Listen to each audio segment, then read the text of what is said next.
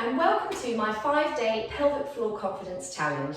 This week I want to get you understanding your pelvic floor better and most importantly of all, moving, because pelvic floor health is all about movement. Like with any muscle, your pelvic floor needs to be used to function effectively. So you cannot, no matter what things you've got going on in your pelvic floor, no matter what concerns you have, they're not going to get better by you being frightened to move and afraid to do anything in terms of, that causing further issues. So we're going to get moving and start to go through some exercises that are going to be really useful just to move your pelvic floor.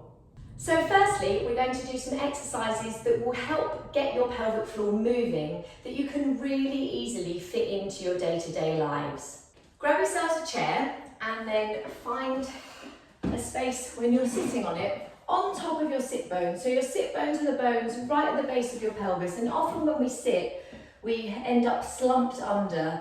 We want to find the sit bones and sit with the ribs stacked on top of them, and then all we're going to do is wriggle our sit bones forwards and backwards on the chair, and this creates lovely unconscious contractions in the pelvic floor. And what can happen in pelvic floor health is there's so much talk about Kegels and the lift and squeeze of the pelvic floor that can be a really helpful way of getting things to activate, but it's a conscious contraction. And the way that our pelvic floors are designed to work, really, before we knew about Kegels, is to work unconsciously. So anything that you're doing, like that involves moving your pelvis, is causing an unconscious pelvic floor contraction, which is going to get that pelvic floor moving and mobile, help to release tension that you might be holding in it, and help to build strength in it as well. So here is exercise 1, which I think everyone can fit, 5, 10 of these into their day, even if you're sitting at a desk all day. And sitting at a desk is not a great thing for your pelvic floor. Obviously, for some people it can't be avoided, but finding little ways to squeeze some movement into that can be really helpful. You can stay where you are, but I'm just going to turn to face the side now. So again, on top of your sit bones, you're going to breathe out and tuck your pelvis under, so just gently rounding your lower back, and then inhale, find your sit bones and lengthen through to the crown of your head again. I want you to think of drawing your tailbone forward, so the back of your pelvis tucking underneath you, and then finding your sit bones again. And again, this is causing unconscious work to happen in the pelvic floor. Be mindful that you don't want to be doing it all from the upper back. So you want to be thinking of getting your pelvis moving, and that's going to help draw the sit bones together and create a contraction and then widen them. And it's a bit complicated with this one, that you sort of lengthen and work the pelvic floor at the same time, which is a really great thing to do, because you can have tension in your pelvic floor that stops it from contracting effectively. So often there's this real focus on squeezing and lifting and holding the pelvic floor, but we need to have release in it too. So again, movement is a really great thing for that. And we want to do this as we exhale, we round the spine. As we inhale, we come back to sitting tall. And that's not the end of the world. If you get a bit lost there, you can, you're still going to get lots of the benefit without the breathing, but with the breathing, you get even more. And we'll talk a little bit more about breathing in a minute. And now bring your feet and knees together, and we're going to bring your hands behind your head and really lengthen through the spine. So feel like you're using your hands to lift you out of your head out of your spine, and then you're going to inhale to open your legs and exhale to close again. And just try and notice, inhale as you open and exhale as you close.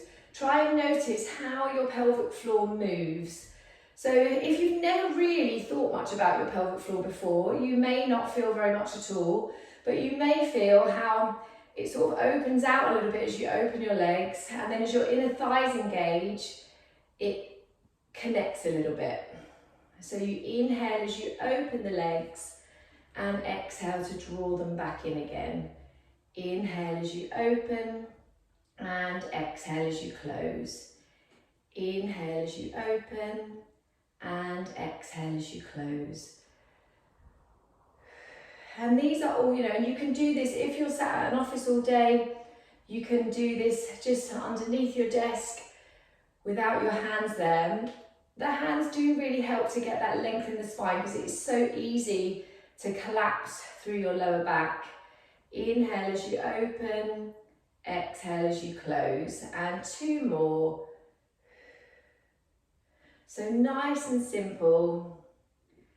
And then relax your arms down. We're going to do one final exercise of your sort of daily things that are relatively easy to fit in. You can use a bit of support if you need to, or you can just come into a balance. Now, if that feels quite challenging, like I say, you can use support or you can just rest there. If you feel like you've got enough balance there, you can then start to add in movement of your legs. So you can inhale as you open the leg, just like you've done, and exhale as you close it. And then you can also add in a little bit of resistance with that same hand as well. Inhale as you open, and then exhale and squeeze gently into your hand as you close. And your pelvic floor is really related to your inner thighs. So when your inner thighs connect and engage, your pelvic floor is naturally, especially when you're doing it on the exhale, switching on with it. Inhale as you open, exhale as you close. 2 more. And like I say, do not be afraid to hold on if you feel like you need a bit of support, and then come onto the other leg. And if it feels too challenging to add that leg in for now, just focusing on that balance is really, really helpful. As that leg works, your whole body is switching on, including your pelvic floor. And then if you want to add in the leg, and exhale to close. So you inhale as you open, and exhale as you close. So you inhale as your pelvic floor releases, and you exhale as it contracts.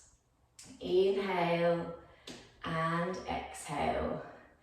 And the reason that happens, as you breathe in and out, your pelvic floor and your diaphragm move together. So as you inhale, they move down.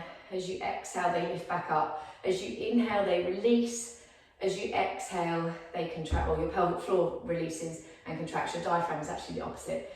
Inhale as you open, exhale as you close. And just notice, tune into the difference between the sides. Our pelvic floors can be different from one side to the other, which is also quite important to know about. So now rest in the centre, just ground your feet into the floor and notice how your pelvic floor feels after that. Now already I've talked a little bit about the breathing, how your pelvic floor moves as you breathe in and out. So your breath as you breathe every day should move through your entire torso. And what can happen is it can get stuck in different places. So sometimes our rib cage gets a bit tight and then our breath all moves down into our belly, and then it creates a bit too much pressure into the abdominals and the pelvic floor. Sometimes we don't get enough breath down there. For example, if you've had an abdominal birth or if you had any trauma around your pelvic floor during a vaginal birth, you may find that it's quite hard to get the breath to move down there. So it's really, really important to start to tune in to your breathing, because when your breath is working properly, your core functions better. So we're going to bring one hand to your belly and one hand around your rib cage, and just take some breaths in and out there and notice which hand moves more. So ideally, as you breathe in, most of your breath goes into your ribs, and then it's like the leftovers kind of go down into your belly. And even though it's the leftovers, it does still need to happen. So you don't want all of the breath stuck up here and nothing happening there, but you definitely don't want all of the breath going down into your belly either. So just noticing what happens for you. And then notice which hand moves first. So as you breathe in, do your ribs start to lift first, or does your belly start to lift first? And that's another clue. Like if your belly goes out first, then your breath is moving more into your belly than into your rib cage. And breathing is so, so important. So we're just going to try and do a little bit of work to get the rib cage moving a little bit more. So I'm going to do this standing, although you can do these next few exercises seated. It's just that I want to encourage you to start standing a little bit more, because sitting, as I've mentioned, isn't the best thing you can do for your pelvic floor. So you're going to clasp your hands over your head, soften your knees a little bit, and then just start to roll your rib cage around your pelvis. So you're coming through little side bends, opening up the back of the ribs and circling around again. And then go the other way.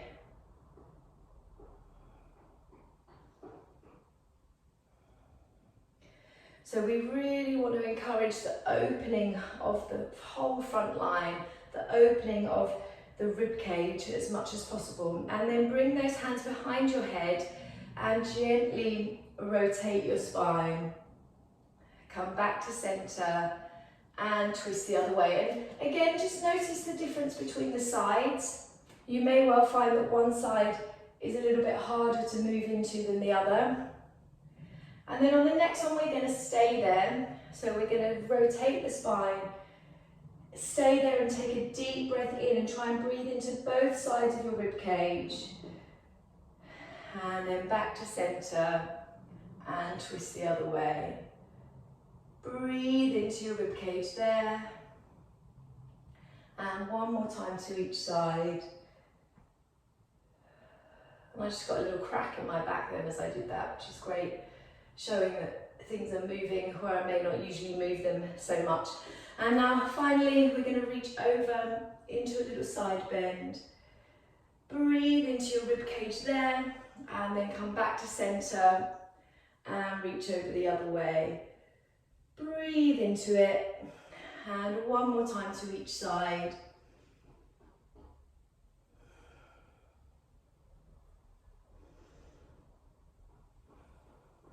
Great, day one completed.